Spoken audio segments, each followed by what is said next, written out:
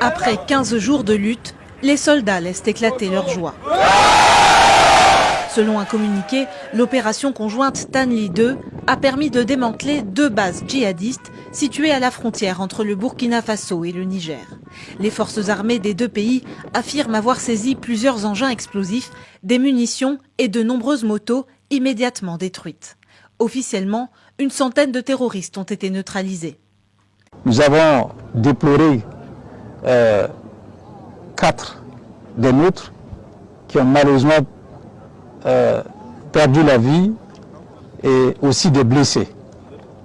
L'opération s'est étendue sur 24 624 km² situés de part et d'autre de la frontière entre le Burkina Faso et le Niger.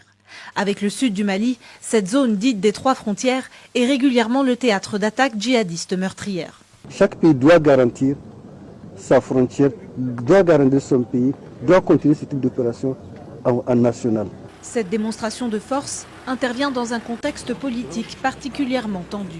Il était impérieusement nécessaire d'envoyer un message. Je signalais à l'instant la fragilité du pouvoir, notamment du président Kaboré au Burkina Faso. On sait que voilà quelques jours, c'était mercredi, il a tout simplement congédié son gouvernement. Il va changer de Premier ministre et c'est une riposte, en tout cas politique, et un message qu'il adresse à son opinion publique.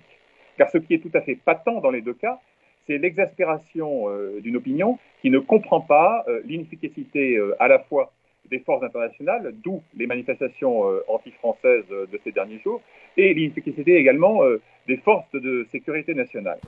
Fort de ce succès, le Burkina Faso et le Niger ont annoncé que de nouvelles opérations conjointes pourraient être menées.